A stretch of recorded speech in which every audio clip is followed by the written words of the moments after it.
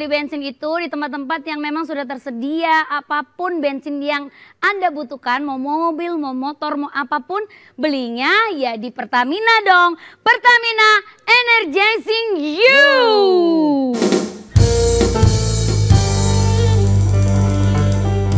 Selain aku, ibu-ibu yang ada di dalam studio ini, Bu.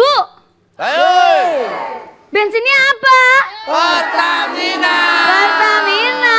Hey.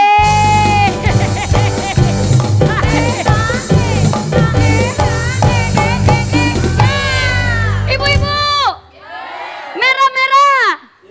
Di rumah saya kedatangan tamu. Senyum Gus Miftah bikin aku luluh.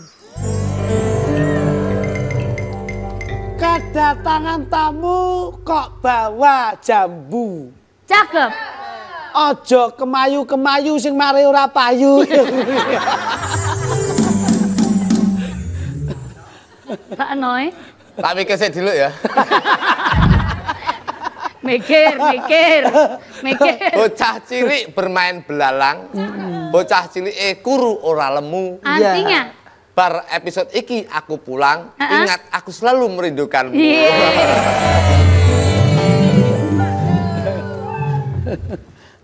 Sak karepmu. Nah, bagaimanakah agar menjadi orang cerdas, terpelajar, ya mungkin juga bergelar, tetapi mencerminkan sebagai orang yang terdidik dan memiliki moral. Tentunya moral yang baik, sesuai petunjuk agama kita. Para pemirsa yang saya muliakan, menjadi pintar itu penting. Tapi menjadi bermoral jauh lebih penting. Saya itu kalau menilai santri atau murid itu begini. Ada anak pintar, tapi nggak manut, nggak taat, moralnya jelek, itu tidak saya naikkan kelas. Tapi kalau anak, walaupun dia nggak begitu pintar, bahkan cenderung bodoh, tapi manut, moralnya baik, malah naik kelas. Nah, contoh yang moralnya kurang baik itu ada orang syuting geser-geser kursi, itu moralnya nggak baik gitu kan.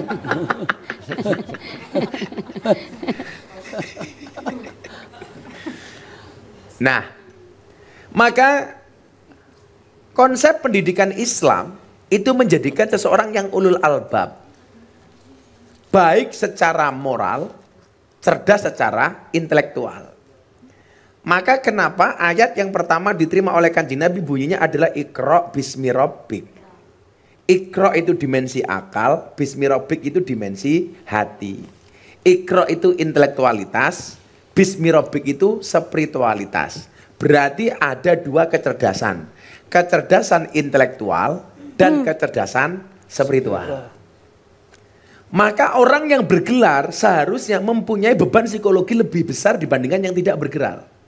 Artinya yang bergelar, yang berijazah itu harus lebih bermoral. Jangan sampai tingginya ijazah tidak dibarengi dengan tingginya akhlak. Atau tingginya ilmu tidak dibarengi dengan tingginya hidayah. Maka dikatakan dalam kitab Bidayatul Hidayah, man isdada ilman walam yasdad hudan lam yasdad minallahi illa bu'dan. Kecerdasan spiritual dan intelektual ini menjadi penting. Maka dikatakan dalam kitab Bidayatul Hidayah, man isdada ilman walam yasdad hudan lam yasdad minallahi illa bu'dan. Barang siapa bertambah ilmunya tetapi tidak bertambah hidayahnya, dia tidak akan semakin dekat dengan Allah, justru akan semakin jauh dari Allah. Makanya jangan kaget, kelihatannya pinter, tapi kok malah kadang-kadang amoral. Ya karena dia gak punya akhlak. Kelihatannya pinter, dia banyak mencuri. Makanya korupsi-korupsi ternyata tangannya bersih.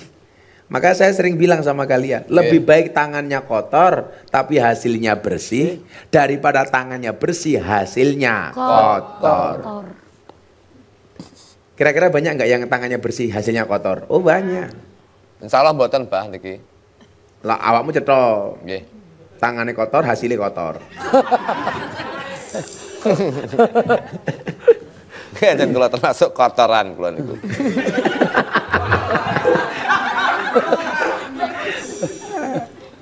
Nah, Makanya kenapa kemudian kita mengenal adanya etika. Etika. Supaya kecerdasan yang kita miliki ini ditunjang dengan moral etik yang bagus. Makanya kenapa Islam itu selalu hadir dengan dua hal. Yang pertama adalah rahmat, yang kedua adalah akhlak. Apa buktinya rahmat? Wa ma arsalnaka illa rahmatan lil alamin. Apa buktinya akhlak? Innama bu'istu liutammima makarimal akhlak. Orang jahiliyah, dikatakan jahiliyah yang disifati dengan kebodohan, itu bukan bodoh akhlak, bukan bodoh akalnya. Mereka cerdas, tetapi yang buruk adalah akhlaknya. Contoh, perempuan tidak dihargai. Bayi lahir langsung dilihat, titit apa tutut. Titit selamat, tutut dibunuh. Kenapa? Karena menurut nalarnya orang jahiliyah, bayi perempuan itu boros.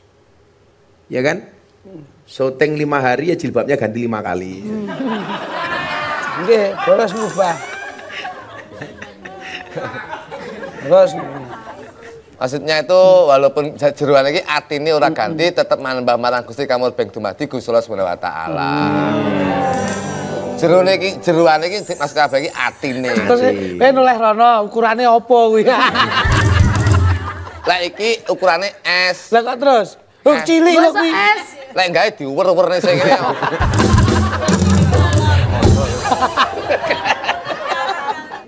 Sehingga apa Bapak Ibu?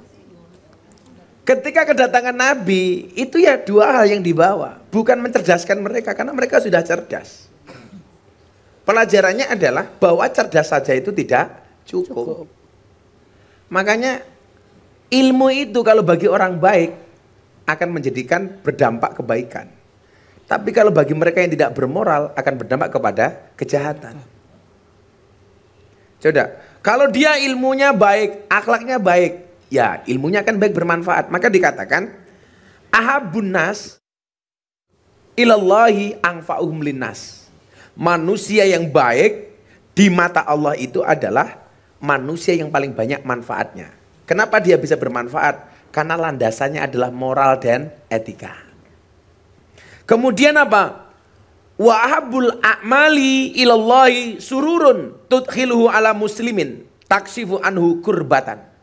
Dan amal yang paling baik di mata Allah adalah ketika kita memberikan rasa senang di hati orang mukmin dan menghilangkan segala keruwetannya, menghilangkan segala kesusahannya.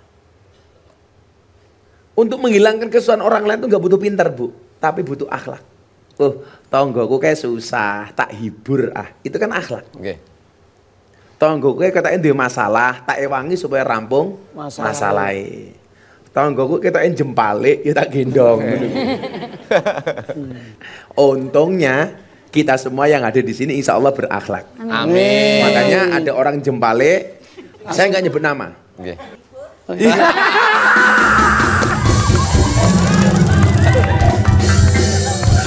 Kita akan kembali setelah hiburan berikut ini.